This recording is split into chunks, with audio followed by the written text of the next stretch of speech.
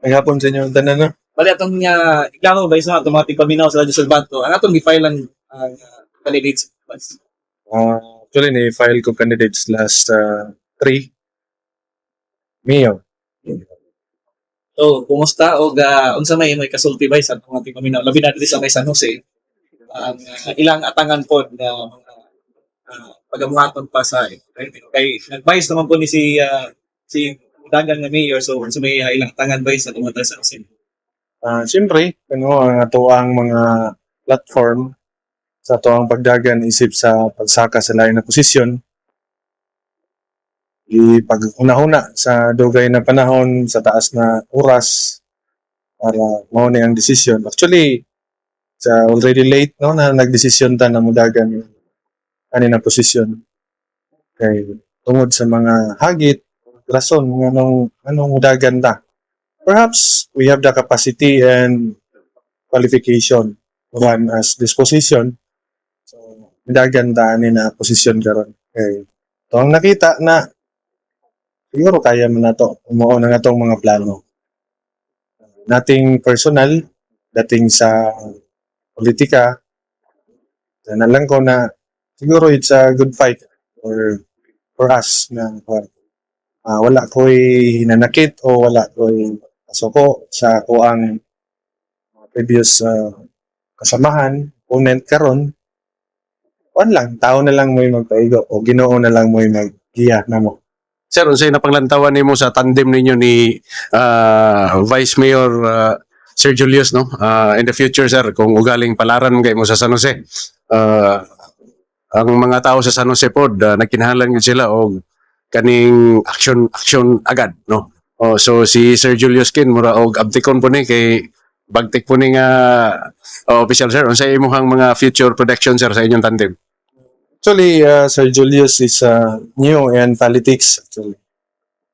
Pagdating sa bago, dili gyud na malikayan na init kayo ang iyang kasing-kasing ng serbisyo. Bago man.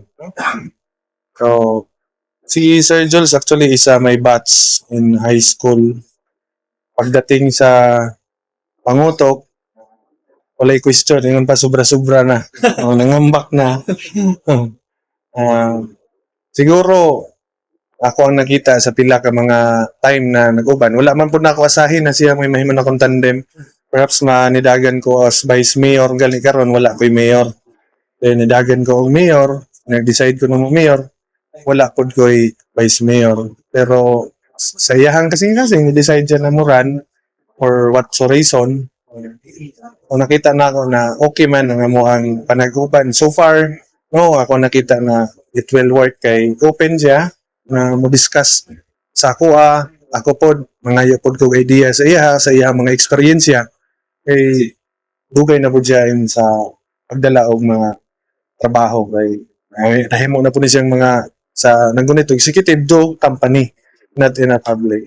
Pero sa ako nakita in legislation nako kay siya og ikatabang. Kung ihatag og buligan sa mga tao ang iyahang kandidatura, ako ang nakita na sa very competitive person. Pagdating sa legislation, dako kayo siya og ma-share po dito sa sanggunian na kung sa'y maayo na himuon. Kay sa pagkakaroon, nakita na ako grabe siya mag-study. No? And every day, sa iyahang gusto na sudlan. Nana na lang. So, good luck po to pass ang amuhang ika-kuhan. Sir, Partido Federal, sir, kumusta man?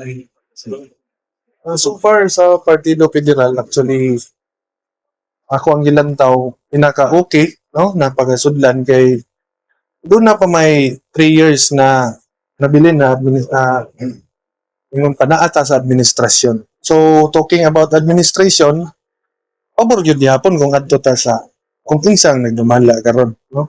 Makaduol ta. So, after 3 years, ato ang makita kung unsa ang mga nahimo na pod sa ato ang administrasyon, karon which is ang ato ang Partido Federal is pro-administration, which is nakita na to na mao'y gamit na partido ng ato ang presidente. So, happily, ngayon ko na lucky mi na naa-assign na ng partido karon kay naka-alliance sa mga plano kung unsa man ang kultura ng dinagat na perminti on at the side of administration. Kasi last mensahe lang sa mga taga San Jose. Alang sa mga taga San Jose, dili na lang siguro ko kayo ko magstorya sa inyo ha. Kailan naman mo sa kuha, perhaps dili ta perfecto pagdating sa ato ang pagkatao o pagserbisyo, pero kabalo naman mo kung unsay ako ang gihimo para sa inyo. Pagtagad o pagserbisyo para sa tanan, no? Limited lang man ang ako ang posisyon na gigunitan for the past 3 years, almost 3 years, no? Limited lang ang maong posisyon. So ako ang nakita na ang ilahang gipangita sa pila ka tuig na usahay maingon na partly na wala na ako mabuhat tungod kay naa lang puguan na posisyon. So karon nga na ko na I run this position kung buligan, then mapakita na ko sa ilaha kung unsay kaya ni Kiking isip mahimo executive. For the past almost 12 years na nagunit as executive sa barangay. So nanibago ko, sir, sa field ng focus on legislation. Presiding lang ang ato ang trabaho. Although natay mga field works, pero limited lang yun about sa decision. Dilit at kita may maka-decide kung unsay mahitabo din na sa sulod. So motong niyan na ko na, what if, no? They're giving me dirt coming from other drugs. So, ato na lang yung panindigan.